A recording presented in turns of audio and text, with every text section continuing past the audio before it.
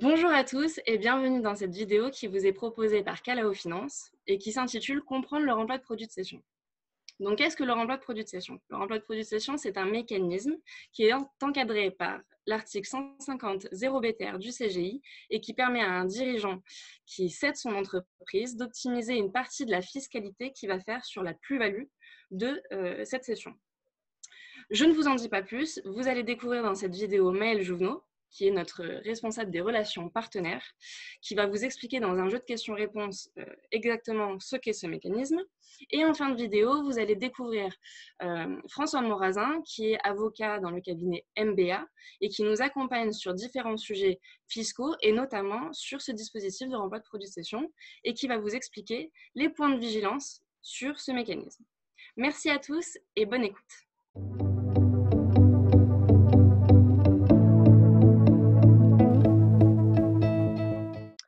Ce dispositif est un enjeu important, effectivement, puisque comme vous le savez, hein, si demain votre client, chef d'entreprise, actionnaire, dirigeant décide de céder justement son entreprise en direct, alors sa plus-value de cession sera imposée directement, donc soit à la flat tax à 30%, soit à l'impôt sur le revenu s'il a choisi cette option. Mais ce n'est pas du tout, c'est pas du tout anodin, et ça peut avoir des conséquences importantes, puisqu'il faut savoir que pour certains, chefs d'entreprise, la plus-value de cession peut parfois représenter une partie importante, du prix de vente. Et donc, le dispositif d'apport-cession, qui est encadré par l'article 150.0 du Code général des impôts et qui fait l'objet de cette vidéo, permet à votre client chez les entreprises de pouvoir obtenir le report d'imposition de sa plus-value, puis de pouvoir en optimiser la fiscalité en réinvestissant une partie des fonds issus de la vente.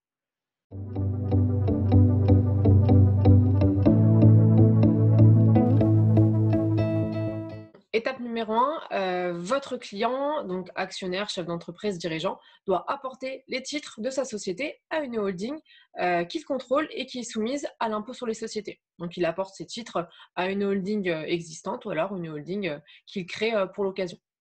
Étape numéro 2, votre client cède son entreprise, donc cède sa participation via sa holding et c'est sa holding qui accueille le produit de la cession.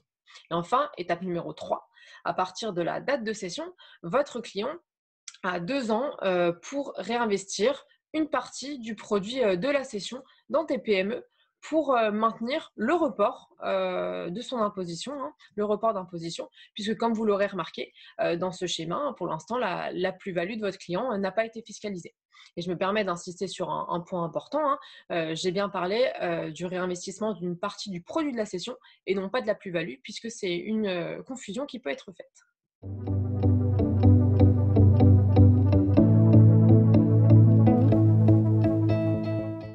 À terme, s'il y a plus-value suite à ce réinvestissement, alors elle sera taxée au taux de l'IS en vigueur et applicable à la holding de votre client. Et si la valeur finale est inférieure à la valeur initiale d'investissement, alors à ce moment-là, il n'y aura pas de taxation.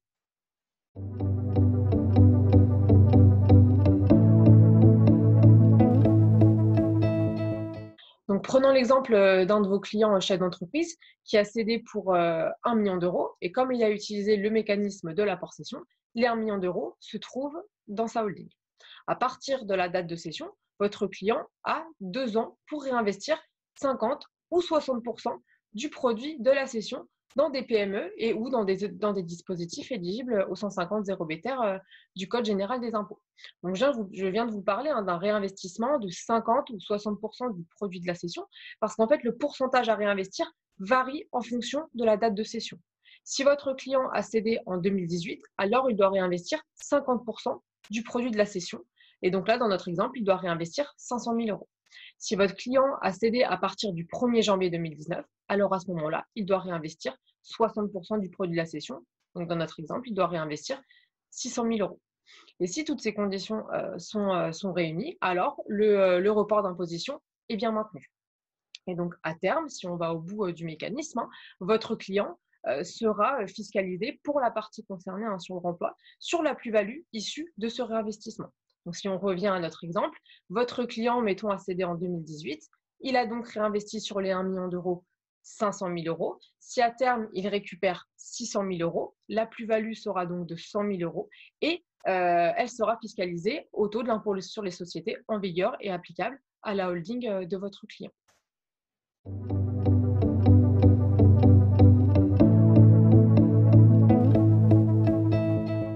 Donc, votre client, actionnaire, chef d'entreprise, dirigeant, a plusieurs possibilités pour effectuer son réinvestissement. Il peut choisir de réinvestir dans des PME en direct qui ont des activités économiques éligibles au 150 0 du Code général des impôts. Mais il devra donc par lui-même bien s'assurer de l'éligibilité juridique, s'assurer également de la gestion, suivre les PME jusqu'à leur cession. Et puis sinon, il peut également décider de recourir à des supports mutualisés qui sont proposés par des sociétés de gestion agréées. Et en effectuant ce type d'investissement, donc via ces supports, il va pouvoir bénéficier donc d'une diversification, puisqu'il faut savoir que les sociétés de gestion, via leurs supports, vont investir à l'intérieur dans différentes participations. Il va pouvoir également bénéficier d'une sécurité juridique, puisque c'est la société de gestion qui va s'assurer de l'éligibilité de chacun des investissements au 150 0 du Code général des impôts. Et puis enfin, il va pouvoir aussi bénéficier de toute l'expertise de l'équipe de gestion et de ses experts, donc de la société de gestion, tout au long de l'investissement, jusqu'à la cession des PME.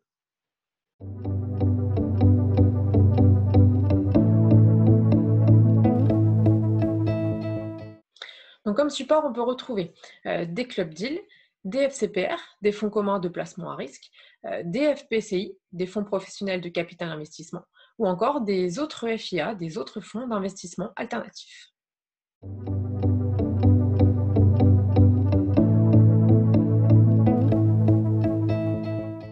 Donc, chez Calao, nous avons choisi l'autre FIA, l'autre fonds d'investissement alternatif, pour deux raisons qui le différencient d'un FCPR ou d'un FPCI, car contrairement à eux, notre véhicule peut donc, en plus des actions, investir en obligations convertibles en actions, et il peut également accueillir des produits de cession intervenus en 2018.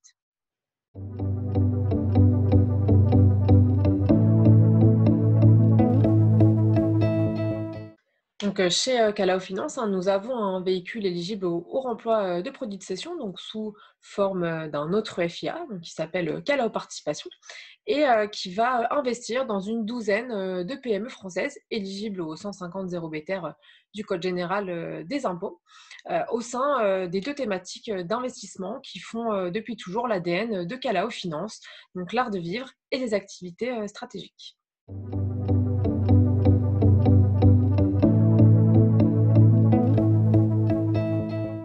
Donc, dans la thématique art de vivre, on va retrouver tout ce qui est lié à l'univers de la personne dans sa globalité, plutôt des activités B2C, dans lesquelles on aura des secteurs assez larges et variés pour ne pas se fermer de porte, tels que la gastronomie, le digital média, la mode ou encore le luxe.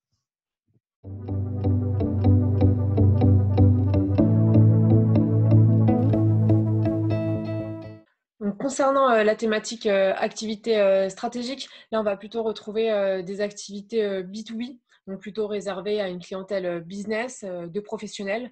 On va être sur des secteurs plutôt innovants liés à la défense, à la sécurité ou encore à l'efficacité énergétique.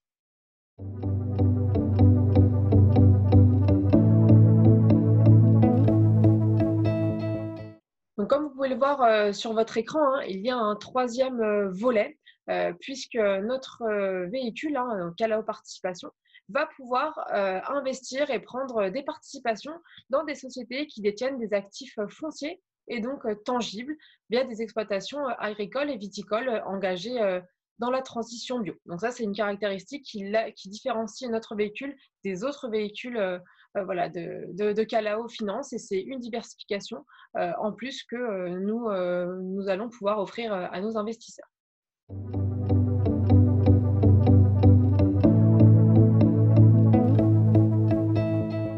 Donc, vous connaissez désormais les différentes thématiques d'investissement de notre véhicule, donc art de vivre, activités stratégiques et actifs tangibles. Et donc, pour pouvoir réaliser ces différentes prises de participation, notre solution, hein, donc Callao Participation, va pouvoir investir en actions, mais également en obligations convertibles en actions, ce qui permet d'offrir une autre forme de diversification du risque. Et concernant la partie action, elle va pouvoir intervenir à la fois en augmentation de capital, mais également en rachat de titres.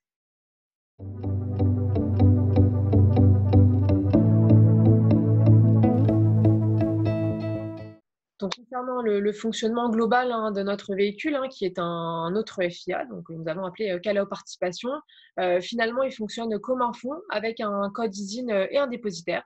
Et comme vous pouvez le voir sur votre écran, le montant minimum de souscription est de 100 000 euros.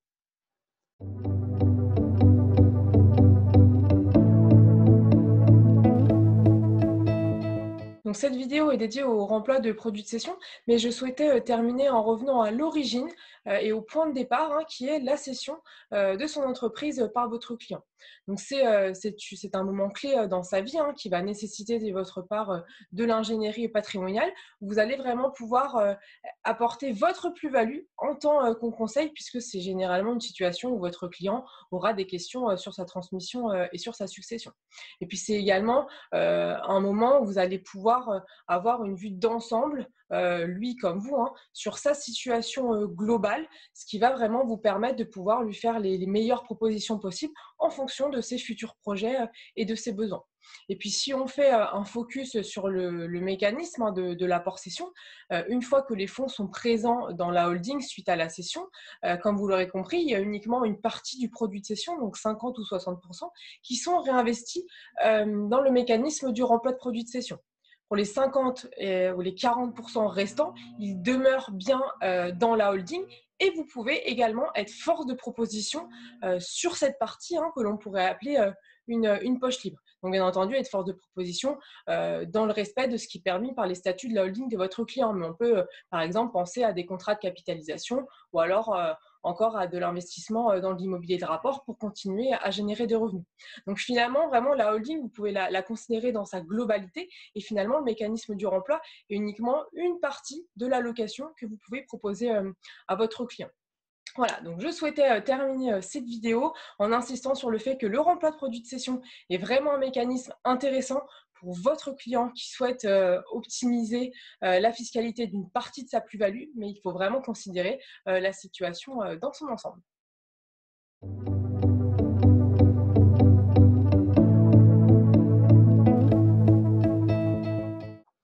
Alors, le premier point sur lequel on souhaitait attirer votre attention, c'est sur le respect de la chronologie des opérations. C'est un point qui apparaît comme évident et basique, mais c'est un point où en pratique on a été déjà confronté. Il faut bien veiller à ce que l'apport des titres de la société qui doit être cédé soit préalable à la cession. Si vous cédez les titres de la société, une fois que les titres de la société cessibles sont cédés, on ne peut plus recourir au dispositif du 150.0 BTR et donc on ne peut plus bénéficier du report d'imposition de la plus-value. Donc, il faut en pratique bien veiller à respecter cette chronologie. Un point complémentaire à cet élément-là, c'est que le délai de remploi, il est de 24 mois à compter de la cession. La crise Covid n'a pas modifié ce délai qui est prévu par les dispositions du 150.0 BTR. Les dispositions qui ont étendu les délais de déclaration sont venues étendre les délais de déclaration des personnes physiques, les délais de déclaration pour les sociétés pour déposer les liasses, mais elles n'ont pas étendu ce délai spécifique, qui est un délai qui est prévu par la loi et qui n'est d'ailleurs pas sanctionné par il ne prévoit pas d'ailleurs qu'à l'issue de ce délai de 24 mois, une déclaration spécifique doit être déposée. Donc tout le dispositif Covid n'a pas impacté le respect de ce délai de 24 mois pour le bénéfice du report d'imposition prévu par l'article 150.0 BTR.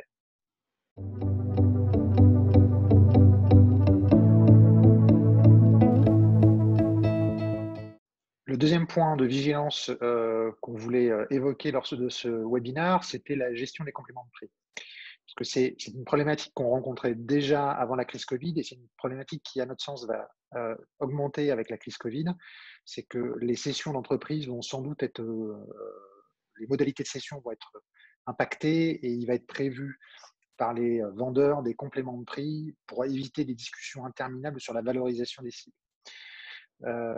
Dans le cadre du dispositif de l'apport cession et du 150 zérobétaire, il faut bien veiller à ce que les compléments de prix soient réinvestis dans le délai de 24 mois qui suit leur perception. Sinon, ça pourrait entraîner, enfin ça entraînerait la chute du report d'imposition de la plus-value d'apport qui a été constatée. Donc il faut être vigilant sur ce point, à bien respecter ce délai de 24 mois suivant la perception du complément de prix.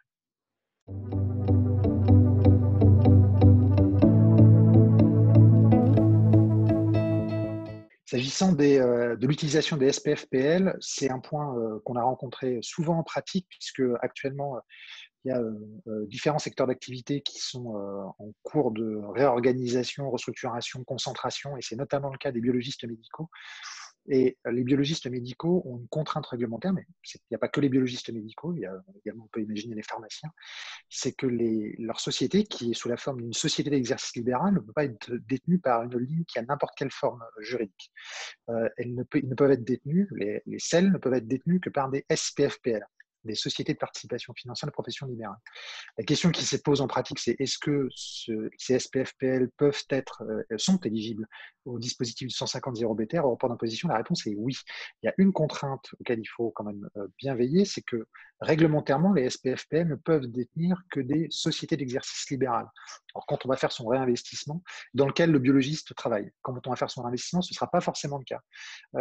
Donc, il faudra bien veiller à renoncer à ce statut de SPFPL une fois que la cession de la SEL aura été effectuée. Mais sous cette condition-là, ce sont des véhicules qui sont éligibles au dispositif du remploi.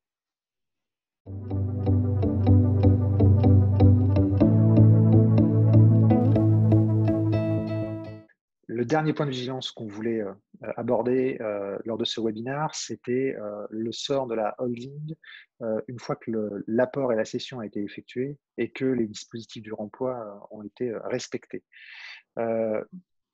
L'une des solutions qu'on met en pratique et qu'on rencontre en pratique, c'est la donation des titres de la holding par le donataire, donc par le chef d'entreprise qui a cédé son entreprise.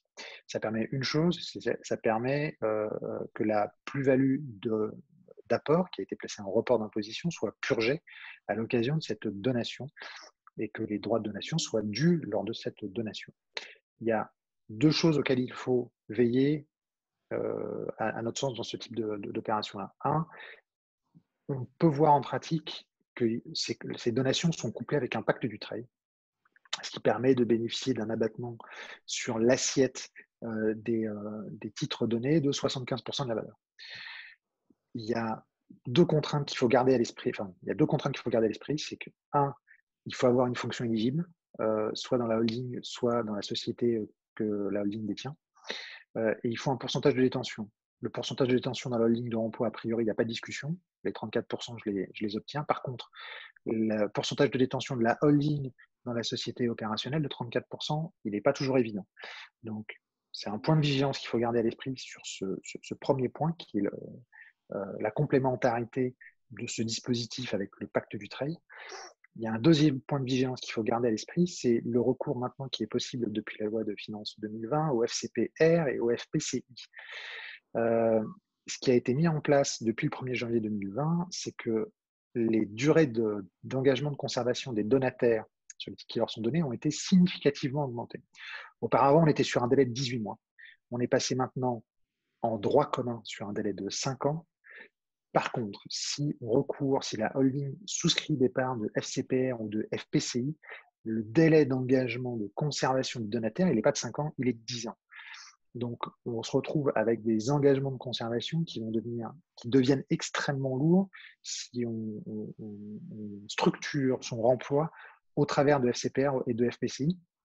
C'est par exemple pas le cas, si la holding souscrit dans une opérationnelle, deux, si elle souscrit dans une holding intermédiaire, un autre FIA, comme ça peut être le cas de Calao Participation, auquel cas ce délai de 10 ans qui est imposé par les nouvelles dispositions de l'article 150 zérobétaire ne seront pas applicables.